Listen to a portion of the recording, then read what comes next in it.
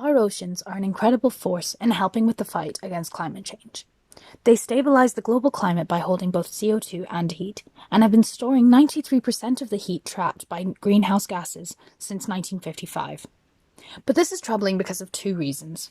Firstly, CO2 has an acidifying effect on seawater, which endangers all underwater life. And secondly, heat is absorbed in the upper layers of the ocean, causing an increasingly thick layer of warm water near the ocean's surface.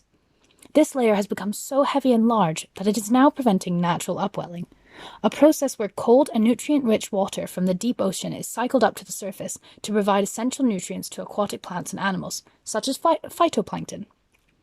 Upwelling is vital for phytoplankton's survival, and as they produce about half of all oxygen on Earth, it is also vital for ours.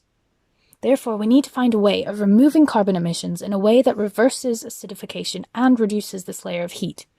One solution is marine permaculture.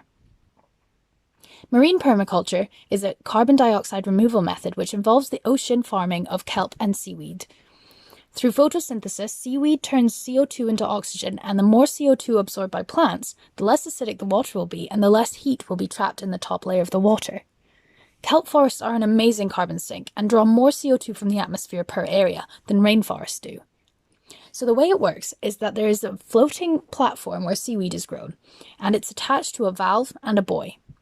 The system uses wave energy to pump nutrients from deeper ocean water up the valve through the upwelling tube to the surface, restoring the upwelling process while simultaneously reducing the size of the heat layer.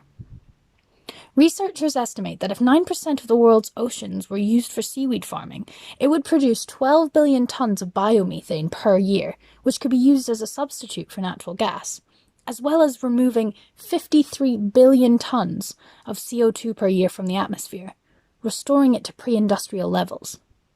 Additionally, marine permaculture increases sustainable fish production because kelp forests are among the most productive ecosystems on Earth, and within just 2 weeks of installation, they can fully restore ocean dead zones.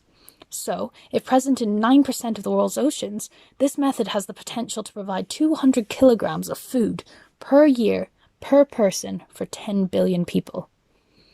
However, 9% is about 32.5 million kilometers squared, which is about 4.5 times the area of Australia. And unfortunately, the availability of suitable areas is limited, and there is high competition for use of the areas that are suitable. Therefore, spatial planning is a complex and time-intensive process, forming a major barrier to this solution, achieving its full potential impact. Another consideration once finding a place that is suitable is ensuring that these farms exert no negative impact on the surrounding area, particularly on natural coastal carbon stocks like seagrass meadows. Seagrass meadows are hotspots for carbon sequestration and are easily disturbed by shading and mechanical damage, both of which are risks posed by marine permaculture. But kelp farms can help improve water quality and allow the recovery of seagrass in severely damaged areas. Therefore, for every potential farm site, risk and impact assessments, as well as cost-benefit analyses, need to be carried out before the farm is installed, which is a costly process in terms of time and resources. These farms require high levels of investment, as they're expensive to install and run. From a commercial perspective, brown seaweed, for example, is one of the fastest-growing plants on Earth and can be farmed every 90 days, on top of which it is a very versatile product. So there are lots of opportunities for the creation of new income streams and industries, guaranteeing a return on investment. For example, studies have shown that when seaweed is included as a partial substitute for cattle feed, it reduces the animal's methane production by 80%. The economic success of venture would therefore be driven by increasing market demand for seaweed products.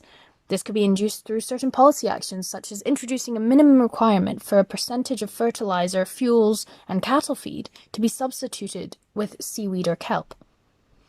In conclusion, marine permaculture offers our economy and environment multiple benefits and opportunities. However, because of spatial planning challenges and technical ecological issues, it may be difficult to establish on the scale that is required in the time frame we have left to cut down emissions. Therefore, whilst it should not be relied upon as the sole solution to climate change, it is an extremely viable solution that shows huge potential at whatever scale it is implemented.